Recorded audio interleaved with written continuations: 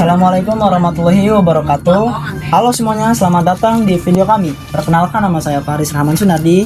Bersama rekan saya Riani Getsa Darmabi. Misja. Kami adalah mahasiswa semester 2 program studi manajemen Fakultas Ekonomi dan Bisnis Universitas Islam Syekh Yusuf Tangerang. Yuk, kita ikuti keseruan kita hari ini. Let's go. Ayo. Nah, saat ini kami sudah berada langsung di Galeri Bambu yang berlokasi di Cikupa, Kabupaten Tangerang. Di sini kami ingin membedah bagaimana sebuah UMKM kerajinan tangan lokal bisa mengelola usahanya. Mulai dari awal mula pembuatan, produk yang dibuat, keunggulan usaha, target pasar, hingga permasalahan yang dihadapi sebagai pelaku usaha di bidang UMKM. Nah, saat ini di samping kami sudah ada narasumber hebat kita hari ini, yaitu Kang Agus selaku owner dari Bambu Craft. Maka dari itu, yuk langsung saja kita berbincang-bincang bersama beliau. Baik, selamat siang Kang Agus. Saya selaku mahasiswa ingin menanyakan terkait usaha UMKM yang Kang Agus bangun sudah tahun 2016. Salah satunya yang saya tanyakan itu bagaimana sih awal mula usaha Bambu Craft ini bisa berdiri sampai saat ini? Baik, terima kasih. Teman-teman dari kampus mana? Ponis. Ponis itu apa? Syekh Yusuf. Universitas Islam Syekh Yusuf Tangerang ya. Betul. Terima kasih sudah berkunjung ke tempat kami.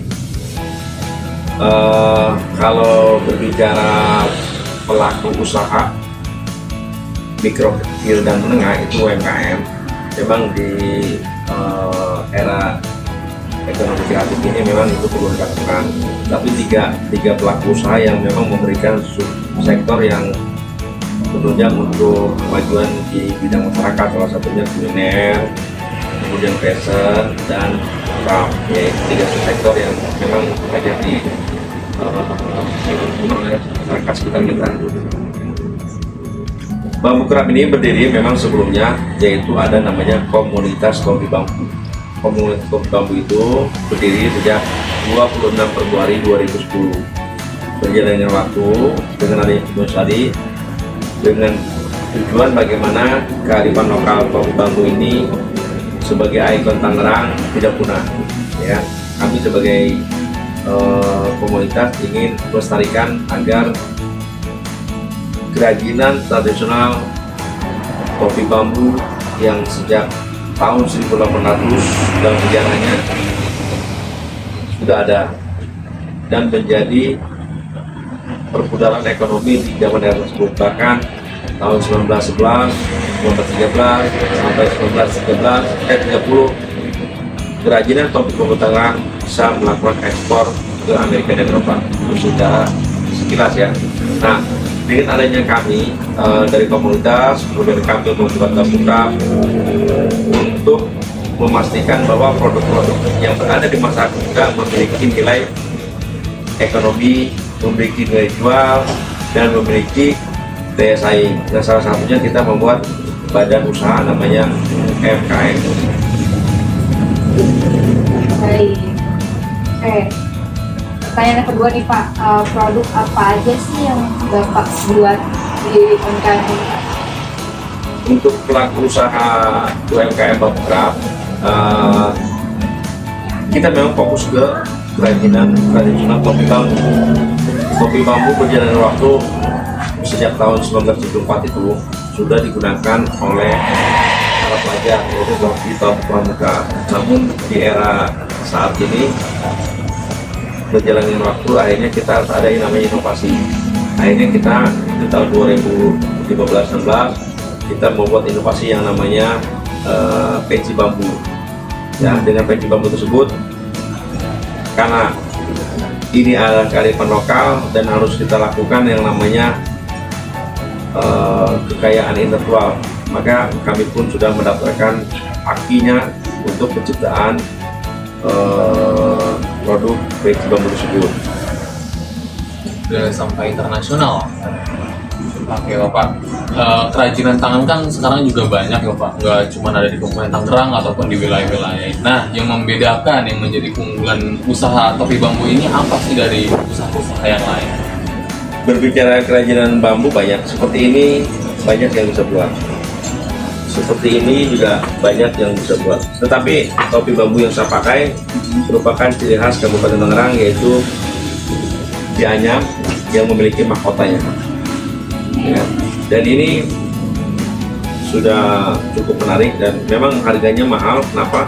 Karena memang prosesnya dari bambu batangan menjadi bambu berbentuk topi itu ada proses, dan itu perlu keahlian khusus untuk membuatnya.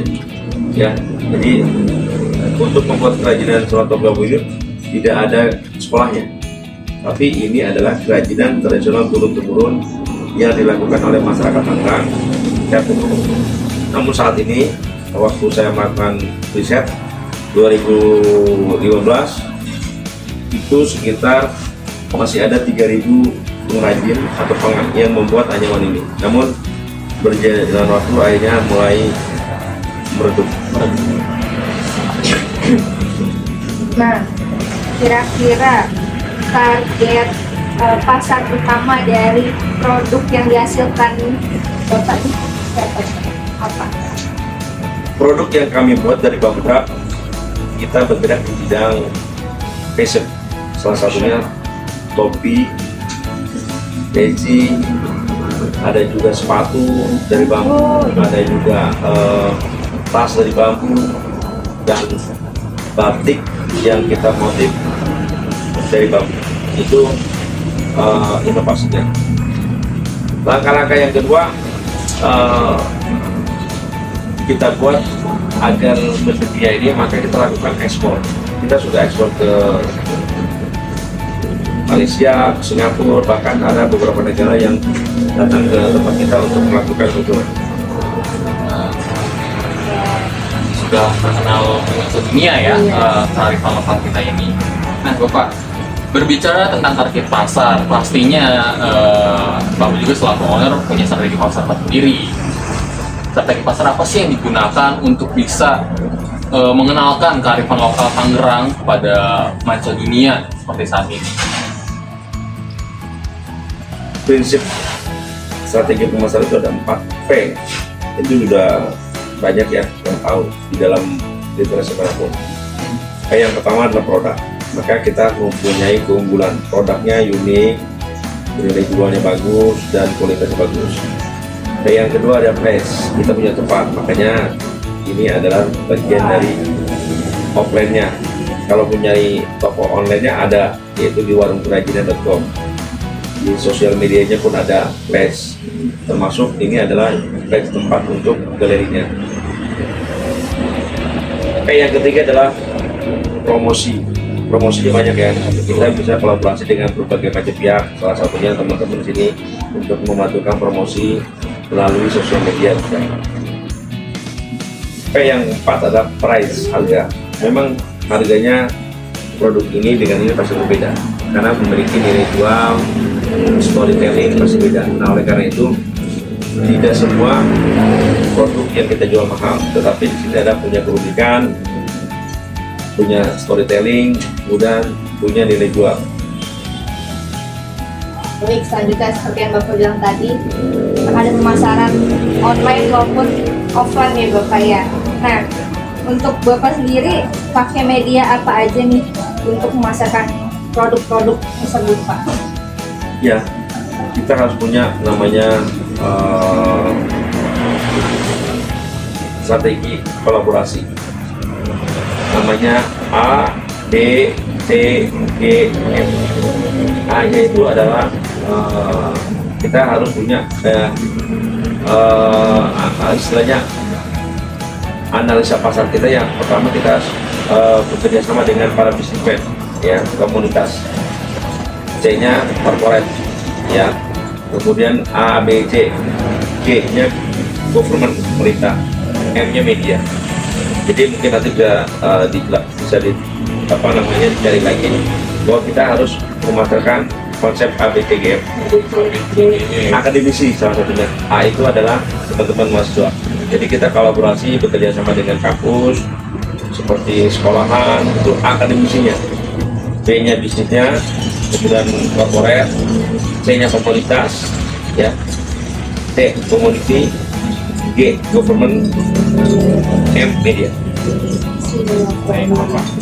Nah, dalam menjalankan usaha sudah tentu pasti ada tantangannya tersendiri ya Bapak. Nah, kira-kira permasalahan terbesar apa sih yang saat ini dihadapi oleh Kang Agus selaku owner dari Bambu Club ini, dan apa solusi yang bisa diberikan Kang Agus dalam mengelola bisnis ini? Beberapa tahun yang lalu pernah datang buyer dari Jepang, tapi mereka tidak mau beli produk yang langsung jadi. Kenapa? Karena mereka berpikir nilai jualnya pasti tinggi, tapi mereka pengen memiliki bahan baku yang dasar. Nah, akhirnya dengan harganya murah ya kita tolak. Ya, itulah problem yang kita hadapi, bahwa tidak semua buyer ingin membeli produk jadi, tapi pengennya produk mentah, sehingga mereka bisa memproduksi lagi. Dan itu kejadian dari beberapa buyer yang saya temuin seperti itu maunya. Karena mereka ingin memastikan produk yang dia beli murah dan mereka ingin dapatkan harga yang. Tapi kalau kita jual produk yang basic atau bahan baku yang mentah, maka akan terjadi yang namanya kerugian buat produsen kita sendiri ya di dalam negeri. Oke. Udah kita masuk ke pertanyaan terakhir nih Bapak. Apa harapan dan rencana pengembangan UMKM ini untuk kedepannya? Ya, jadi dengan adanya Bambu Club, kemudian punya inovasi tadi, minimal kami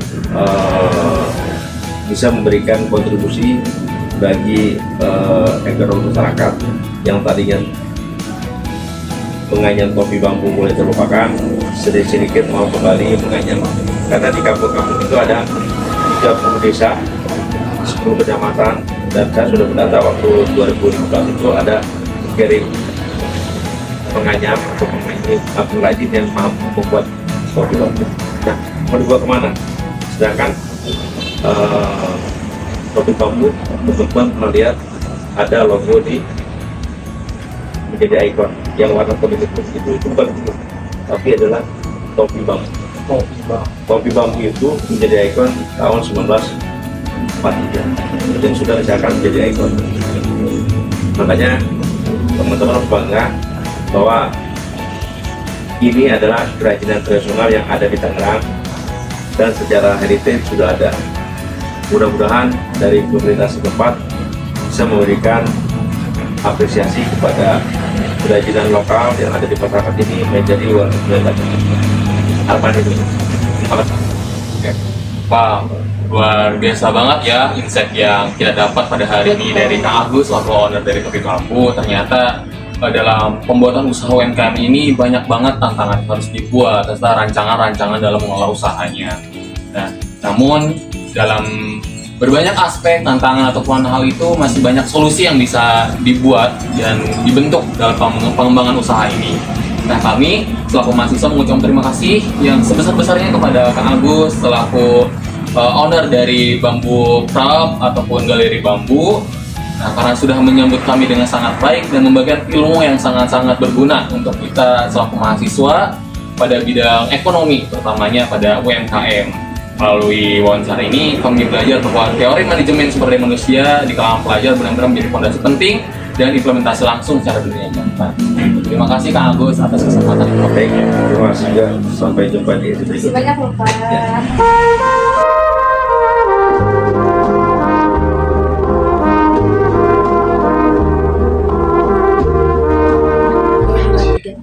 Kami dari mahasiswa Universitas Islam Syekh Yusuf pamit undur diri. Semoga video ini bisa memberikan inspirasi dan manfaat untuk kalian semua. Sampai jumpa lagi. Bye-bye.